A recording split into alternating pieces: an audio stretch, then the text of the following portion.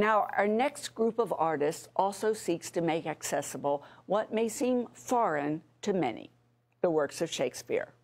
Based in Ellicott City near Baltimore, the Chesapeake Shakespeare Company is founded on the conviction that Shakespeare is for everybody. They must be onto something. They celebrated their 10th anniversary last year.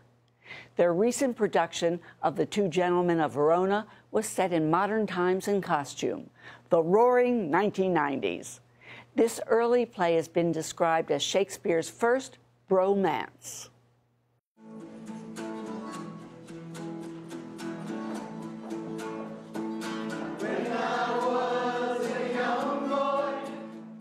Shakespeare has figured it out. He figured out what it was to be a human being. And he shows that mirror up to us, which I think will always be relevant and important. But, you know, it comes with a lot of baggage. And people have, you know, ideas of how you're supposed to do it or what's the proper way of performing it. Sweet Valentine, adieu. So you have to sort of get beyond that. We think of it as a shared experience, that we're in a room together, in a theater together, sharing the work of Shakespeare. And we think that does a lot to break down the barriers. Because of that, our demographic is a little bit different than sort of what the demographic for theaters become. We do a lot of 30s, 40-somethings, teenagers, which is kind of remarkable, and my favorite is families. Love! Lend me wings to make my purpose swift, as thou hast lent me wit to plot this drift. How do I get past the language? I would say that I don't try to get past the language. The language is what drew me into Shakespeare. The language is beautiful. 1,000 oaths, an ocean of his tears, and instances of infinite love warrant me welcome to my Proteus. People think this is an archaic language, but it's not. It's still a living, breathing language. It's written in poetry, so I think that's where people have more difficulties, because it's verse meant to be dense. But what it has going for it that poetry doesn't is the actors that are standing there breathing life into it, making it alive for them right in front of the very eyes. I think Cram, my dog, be the sourest natured dog that lives. In theater, we talk about something called the fourth wall, which is a barrier between the audience and the actors. And with modern drama, you use the fourth wall quite frequently. We try to destroy the fourth wall. We're out in the audience. We make them part of the show with us so that they feel like they're experiencing these stories with us, make it much more relevant for them. We do perform in the round quite often. This production of Two Gentlemen will be sort of semi-round, and I think it also helps audience to see other audience, that they see other reactions, and they realize that they're part of the production. I take your offer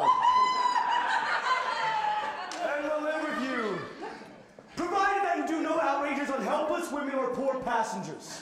No! Shakespeare is our cultural touchstone. He's the only writer that's taught in every school in America. And as we have more and more fragmentation, I think it's absolutely essential for society that we have those moments where we can really come together as human beings. When I go into schools, the #1 thing that I look for are the light bulb moments. Every kid, no matter what, all of a sudden is saying to be or not to be, and then they just go, oh, I get it. And you see that light bulb go off, and all of a sudden the smile grows, and you know you've hooked another one. Shakespeare, more than almost any playwright I can think of, wrote about everything. If the gentle spirit of moving words can no way change you to a milder form, I'll woo you like a soldier at arm's end and love you against the nature. The reason I think this play is relevant to today's audiences is these two main characters are quite wealthy and quite powerful and very young, and they have this sense of entitlement. They can have whatever they want at whatever cost, and to really no detriment to their own lives. They believe that they can have those things, and I think perhaps we all see people in the news today that we can relate that to. And once again I do receive the honest, who by repentance is not satisfied, be nor of heaven nor earth, for these are pleased. Done!